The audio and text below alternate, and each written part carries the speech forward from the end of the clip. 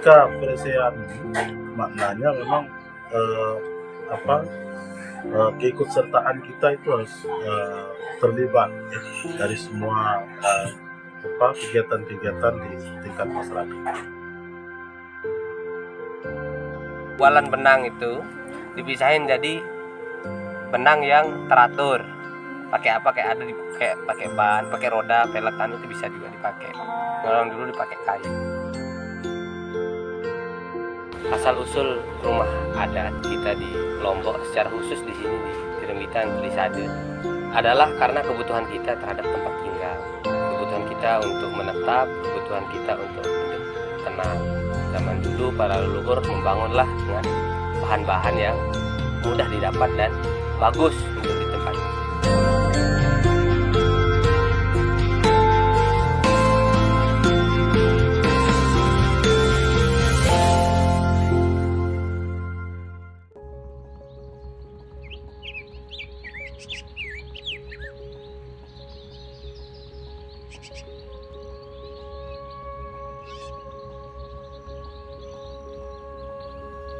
Saya rasa ini untuk memberikan sila tersebut karena dari event ini, jadi dari semua latar belakang baik kalangan menengah ke bawah dan ke atas ke lain, itu bersatu padu untuk ikut serta, boleh ikut menjadi bagian untuk melaksanakan ikut perselisihan.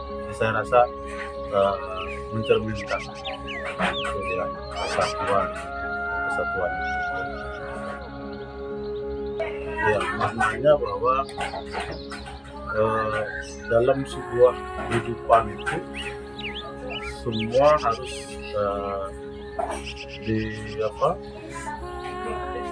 dimunculkan dalam sebuah perlombaan atau dalam sebuah kompetisi. Terlepas apakah dia menang dan tidak, itu urusan lain. Intinya bahwa ikut berpartisipasi dalam event. Sekarang memang dengan situasi serba maju dan modern, jadi pemuda ini kalau tidak dibiasakan dengan memunculkan tradisi-tradisi zaman dahulu, ini tentu akan tidak ada generasi yang akan melanjutkan. Nah, ketika pemuda ikut terlibat dalam perselisihan ini, tentu nilai musyawarahnya itu adalah dalam menentukan siapalah menang dari perselisihan ini. Kemudian paling tidak musyawarah ini adalah bagian dari unsur atau bagian dari proses untuk menyelesaikan masalah ke depan. Kita harap bahwa dalam makna perselisihan ini ada unsur musyawarah, ada unsur musyawarah itu bahwa segala sesuatu atau persoalan dan lain-lain harus diselesaikan musyawarah. Jadi ada nilai luhur yang termaktub dalam perselisihan musyawarah. Tradisi itu sangat mencerminkan budaya dan adat istiadat dari masyarakat. Jadi persaingan dalam berkompetisi itu harus dimaknai bahwa setelah berkompetisi atau berkompetisi, kita harus kembali ke hal yang semula, bahwa kita bermasyarakat dan kita berbaur dengan suatu wadah yang kebersamaan. Ini tentu keadilan dan adab dari budaya itu harus kita cerminkan dalam setiap budaya terutama perselisihan.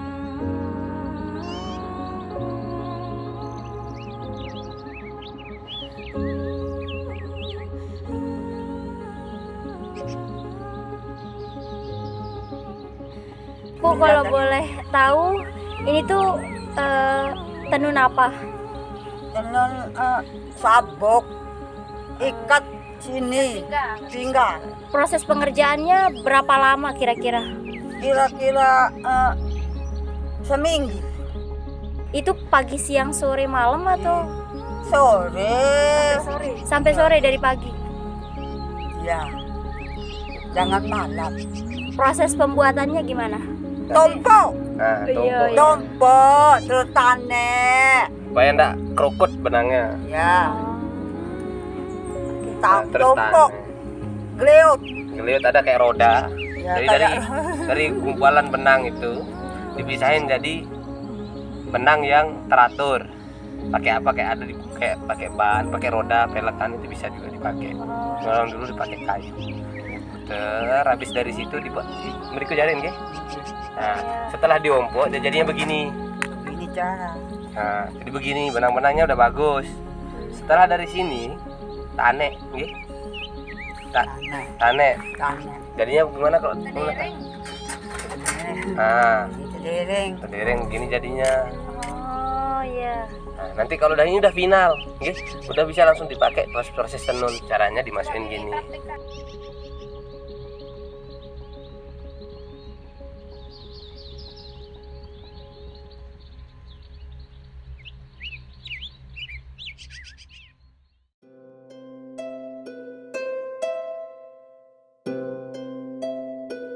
Asal usul rumah adat kita di Lombok secara khusus di sini di Rembitan atau di Sade adalah karena kebutuhan kita terhadap tempat tinggal, kebutuhan kita untuk menetap, kebutuhan kita untuk hidup tenang. Zaman dulu para leluhur membangunlah dengan bahan-bahan yang mudah didapat dan bagus untuk ditempati. Jadi secara struktur memang bahan-bahan yang diambil oleh leluhur kita dulu di sini adalah bahan-bahan yang ada di sekitar kita. Dipilihlah dari bawah, fondasi, bebatuan, tanah, ditimbun, kemudian dibangunkan dengan tiang-tiang yang kuat. Dulu kan di sekitar kita di sini kayunya bagus. Nah, jadi dipakailah kayu-kayu yang awet, kemudian disusun rangka juga dengan bahan-bahan yang bagus, diberatapkan dengan ilalang, kemudian di dinding dengan anyaman dari bambu, di lambur, dibuatkan lantai dari kotoran sapi, sehingga jadilah rumah dibuat struktur tangganya, ruang-ruangannya, kemudian dibuat lagi di belakang, di struktur lebih tinggi, dibuat ruang pribadi untuk istirahat atau menyimpan barang-barang pribadi. Nah, sekilas begitulah asal usul kenapa rumah dibangun. Sama sebenarnya dengan tempat-tempat lain kenapa rumah itu dibangun. Hanya saja masyarakat kita, leluhur kita membangun ini seperti ini karena inilah bahan yang gampang untuk kita akses, kita dapatkan. Rumah ini tidak dibangun begitu saja. Rumah ini tidak dibangun. Nah, sangat betul kalau ditanyakan tentang apa sih nilai filosofis yang terkandung dan perlu kita tahu dari rumah ini. Supaya apa? Supaya adat kita ini lestari. Supaya anak muda tidak asal-asal membuat rumah. Jadi setiap rumah adat itu memiliki nilai filosofis yang terkandung, yang menjadi dasar kenapa leluhur kita membangun itu. Adapun kita di sini di Lombok membangun rumah adat ini seperti yang kita lihat ya, memiliki makna yang cukup mendalam. Jadi rumah adat Lombok di belakang itu kan kita lihat dia menjulang ke atas, dibuat bangunannya itu ke atas. Dari leluhur kita itu menanamkan di situ nilai-nilai vertikal, nilai-nilai ketuhanan dan nilai-nilai kedekatan kita sebagai hamba dengan Tuhan yang Maha Kuasa. Itulah dibuat belakangnya rumah itu ke atas.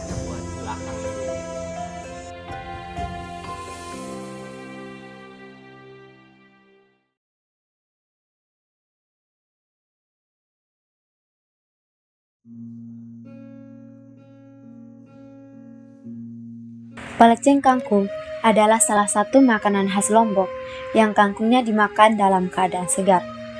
Namun, kangkung direbus terlebih dahulu hingga layu.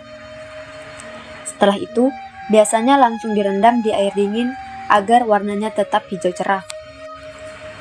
Kangkung akan disantap dengan sambal tomat yang juga segar karena menggunakan perasan jeruk limau. Kadang, pelecing kangkung juga disajikan dengan parutan kelapa untuk menambah rasa gurih. Pelecing kangkung termasuk dalam side dish, artinya cocok dan makin sedap jika dimakan dengan nasi hangat atau lontong. Membuat pelecing kangkung juga mudah banget dan bahan-bahannya sederhana. Adapun bahan-bahan membuat pecing kangkung khas Lombok yang segar dan lezat, yaitu 1 baskom kangkung, dan kami menambahkan toge untuk menambah rasa nikmat, segenggam kecil bawang merah, 4 siung bawang putih, 4 tomat ukuran sedang, potong 4, cabai rawit sesuai selera ya, 2 buah jeruk limau, terasi secukupnya, jangan lupa dibakar. Siapkan panci dan rebus air hingga mendidih. Masukkan garam, lalu rebus kangkung dan toge dalam keadaan utuh. Jika kangkung dan toge sudah layu, angkat dan tiriskan, dan masukkan ke air dingin. Air mendidih, bekas kangkung dan toge tadi jangan dibuang ya, karena kita akan merebus bawang putih, bawang merah, cabai, dan tomat. Jika airnya sudah tanak, angkat semua bahan lalu ulek bersama dengan terasi.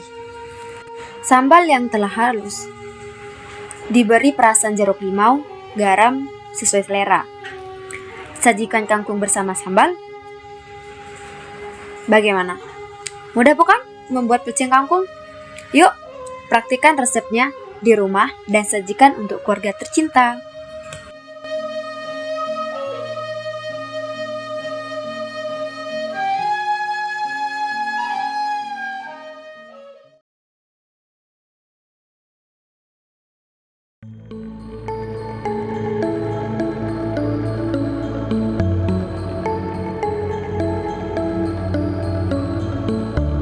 Latar belakang dan sejarah adanya alat kesenian berupa jaran kampung.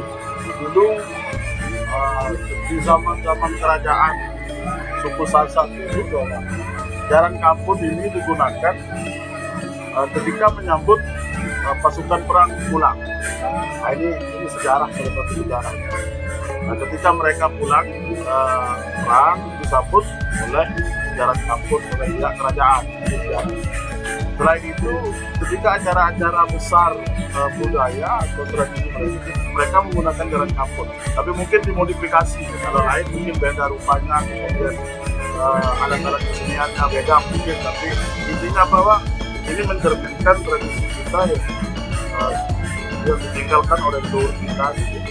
Misalnya orang kawinan kayak sekarang kan kita biasa jumpai ketika ada orang menikah, baik dari pihak perempuan menantu, dia sewa jalan kampung, dia diharapkan, kemudian ketika nongkolan juga terlibat. Nah, ini juga bagian dari beberapa hal yang menjadi peninggalan leluhur kita dulu. Manfaat saat ini, alhamdulillah yang kami rasakan saat ini, terutama di wilayah kami, di desa kita, sangat luar biasa antusias masyarakat ketika budaya ini ada. Di desa kita saja ada 6 kelompok kesenian jaran kampung yang semuanya itu eksis dan disewa disebar ke semua wilayah, bahkan tidak hanya di Lombok Tengah, di seluruh Lombok, bahkan di Sumbawa. Sekarang jaran kampung ini ditampilkan ketika orang menata, kemudian hajatan pernikahan. Nah, ini maknanya bahwa jaran kampung ini adalah bentuk atau simbol dari sebuah acara itu ada. Contoh ketika orang begawi atau orang atau syukuran, ketika ada jaran kampung, semua masyarakat menyaksikan. Artinya bahwa ketika ada jaran kampung itu rasa kebersamaan dari masyarakat yang merasa persatuan dan lain-lain itu ada. Jadi kemudian ketika jalan kampung di Bogor itu kan ada kebersamaan, maknanya adalah kebersamaan antara personil yang satu dengan yang lain, dari empat personil itu yang ngomong jalan kampung ini harus selaras, harus sama. Artinya maknanya bahwa mereka harus bersatu dan komitmen untuk menampilkan tarian tradisi itu dengan baik. baik dan tentu dengan indah yang dilihat oleh masyarakat seluruh. Itu maknanya dari kebersamaan ini sesuai dengan Pancasila. Harapan kita mudah-mudahan tradisi ini terus dilestarikan, bahkan kita juga memberikan pembinaan ke desa untuk agar terus lestari, ya, dengan harapan bahwa tradisi-tradisi ini tetap eksis, tidak ikut tergerus dengan tradisi baru yang lainnya, yang mana kita lihat sangat bertolak belakang dengan tradisi dan budaya yang peninggalan leluhur kita. Harapan kita semua mungkinnya supaya adat ini dapat dilestarikan, dipelajari, diamalkan, dihormati nilai-nilainya, hal-hal baik yang kita teruskan. Seperti contohnya tenun ini terus kita berusaha pakai di event-event kebudayaan, event-event seperti begawi, bahkan saat kita pergi ngantor diupayakan supaya kita menggunakan batik ya. Seperti ini contohnya.